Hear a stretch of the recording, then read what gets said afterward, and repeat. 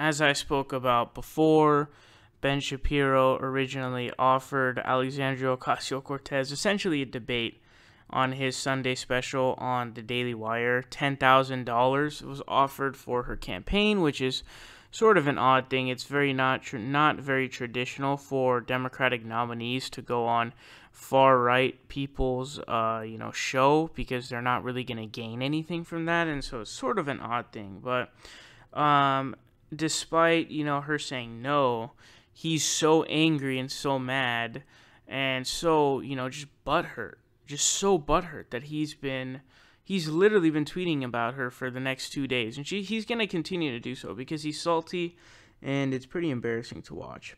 Now, geniuses Candace Owens and Charlie Kirk decided to follow suit.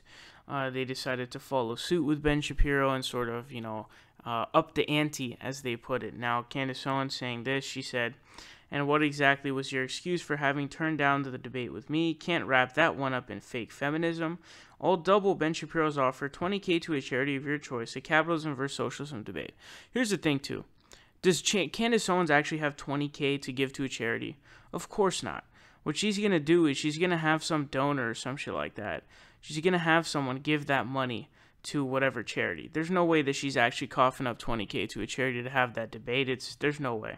Charlie Kirk outright said it. He's the one who actually said, I have a group of donors who are willing to give $100K to a charity of your choice.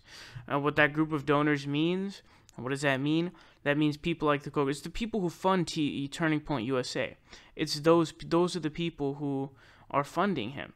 And so they're exposing themselves right up the front, because these people who are funding these supposed anti-ups are the most disgusting people in our political system, because they're corrupting the system.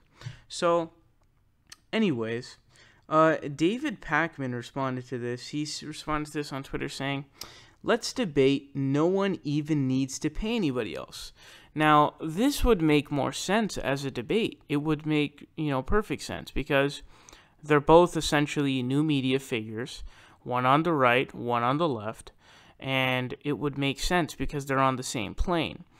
What doesn't make sense is a Democratic nominee for a congressional seat to have a debate with some, right-winger, one who's especially dumb, by the way. Candace Owens, if you don't know, I really recommend checking out the climate change clip of the Joe Rogan podcast. If you haven't seen that, I don't know where you've been, but it just exposes her as one of the dumbest people in politics today.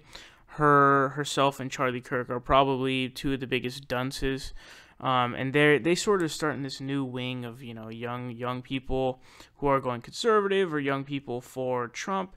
But the point here being is that the idea that, especially Candace Owens, the idea that, Alexandria would want to debate Candace Owens doesn't make any sense, because she's a complete idiot.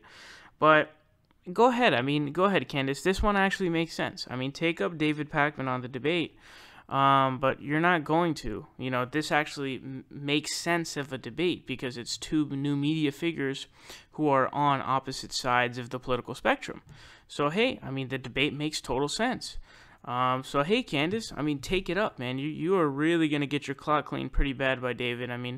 Obviously, David's a pretty formidable debater, and this is a debate that would totally make sense because they're both new media figures. But guess what? It ain't going to happen, because she knows she's going to get rocked, and therefore she is not down for it.